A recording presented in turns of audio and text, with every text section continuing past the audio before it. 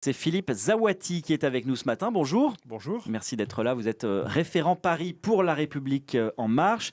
Et sur votre profil Twitter, vous indiquez expert en finances durables. C'est-à-dire que vous êtes très attaché aux questions d'environnement. Vous avez suivi de près, bien sûr, les débats d'hier au Conseil de Paris sur ce plan climat. Il a été adopté à l'unanimité. C'est une bonne chose.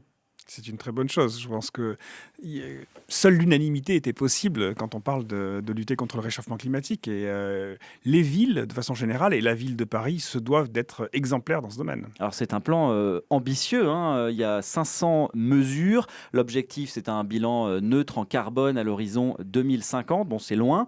Vous êtes totalement convaincu par ce projet d'Anne Hidalgo ? C'est un véritable plan ambitieux. On doit s'en réjouir. C'est un plan qui est aussi cohérent dans ses objectifs, en tout cas, avec les objectifs nationaux, avec ce qu'a annoncé Nicolas Hulot. Donc un objectif d'être neutre en carbone à un horizon lointain, mais des mesures déjà qui se profilent dans des échéances plus courtes. Mais les objectifs, c'est bien, mais ce qui compte, ce sont les mesures concrètes. Si on rentre un petit peu dans le détail, qu'est-ce que vous pensez de cet arsenal ? Parce qu'il y a 500 mesures, hein, je le disais. Bien sûr. Alors, il y a beaucoup de choses. Il y a notamment des éléments forts sur les transports et puis sur la rénovation thermique des bâtiments. Donc, on sait ce que sont les deux éléments les plus importants en termes d'émissions de gaz à effet de serre. Alors après, évidemment, il y a on peut mettre quelques bémols sur le plan. Je dirais qu'il y en a un principal, qui est que le périmètre dans lequel ce plan a été construit est le périmètre de Paris. Forcément. Et donc forcément, parce que c'est la ville de Paris. Mais pour autant, je pense que même si Paris est restreint d'un point de vue, je dirais, institutionnel à travailler sur ce périmètre-là, il faut se placer dans la perspective plus large de la métropole, voire de la région Île-de-France. Parce que c'est à ce niveau-là que les problématiques sont les plus importantes. Typiquement, l'habitat diffus en Île-de-France, les problématiques de transport, le tout-voiture, ce sont des problématiques qui ne se restreignent pas uniquement à Paris intramuros. Et la pollution ne s'arrête pas au périphérique, Évidemment. bien sûr. Paris est trop seul, donc, pour vous, sur ces questions ?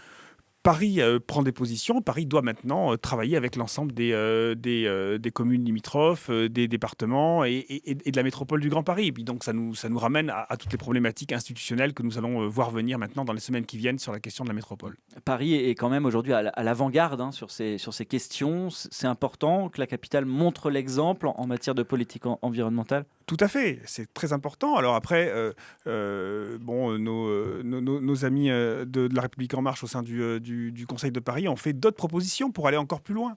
Par exemple, travailler sur des fils réservés aux voitures électriques sur le périphérique, ou la possibilité pour ces voitures électriques de circuler sur les fils de bus. Je pense qu'il y a des choses à faire aussi sur les scooters. Aujourd'hui, il y a beaucoup de scooters qui ne sont pas électriques à Paris. Donc, il y a encore d'autres... Enfin, on peut continuer à travailler pour que ce soit de plus en plus concret aussi pour les Parisiens. Alors, c'est aujourd'hui le début du congrès des maires de France. Ils sont 15 000, je crois, attendus à Paris. Tous les maires se plaignent de la baisse des dotations de l'État. Ils vont le redire aujourd'hui. Vous êtes d'accord, vous, avec cette politique d'austérité, on peut dire ?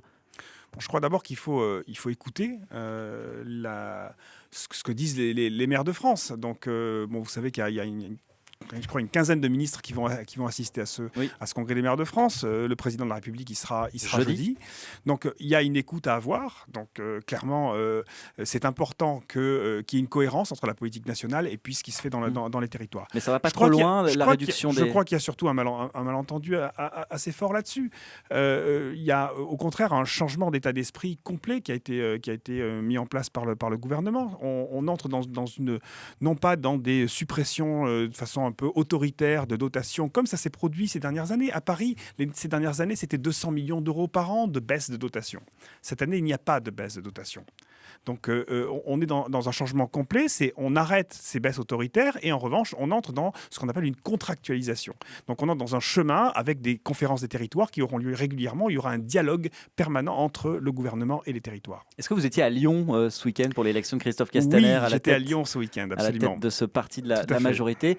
Ça a donné une drôle d'image. C'est pas un peu verrouillé, cette République En Marche? L'élection, elle a ressemblé un peu à une farce démocratique, quelque part. Je ne sais pas quelle est l'image que vous en avez reçu. Moi, l'image à Lyon, c'était extrêmement dynamique, très positif. Enfin, je pense, pour tous les militants qui étaient là, parce qu'on est des militants députés, des militants référents, mais des militants tirés au sort aussi, comme vous savez. Je crois qu'il y avait une très bonne ambiance. Christophe Castaner fait l'unanimité. Très clairement aujourd'hui, c'est un bon délégué général, un excellent délégué général. C'est clairement la personne qu'il nous fallait. C'est un militant de la première heure. Donc non, je ne crois pas. Alors, je ne crois pas qu'on soit dans cette situation-là. Le mouvement a besoin d'avoir clairement une deuxième création, enfin un deuxième lancement. Peut-être un deuxième souffle, si vous voulez. En tout cas, on ne gère pas un mouvement pendant une campagne électorale comme on le gère après dans la durée. On a vu les premières dissensions apparaître quand même avec certains membres qui ont quitté avec perte et fracas le mouvement la semaine dernière. Vous avez pensé quoi c'est normal? Oui, il y a eu, Christophe Castaner le citait lui-même, il y a eu une centaine de personnes qui ont annoncé effectivement leur départ de façon très, très médiatique. Le même jour, la même journée, il y a eu 312 nouvelles adhésions au mouvement. Donc voilà, je pense que le mouvement est aujourd'hui dans une très forte dynamique. On a bientôt 400 000 adhérents et avec une très très forte attente. Les gens attendent encore beaucoup et c'est ça que nous allons essayer de faire, leur donner les outils pour être utiles et agir. Merci beaucoup Philippe Zawati d'être venu ce matin sur France Bleu Paris. Vous êtes référent Paris pour La République En Marche. Merci beaucoup, très bonne journée. Bonne journée. À bientôt.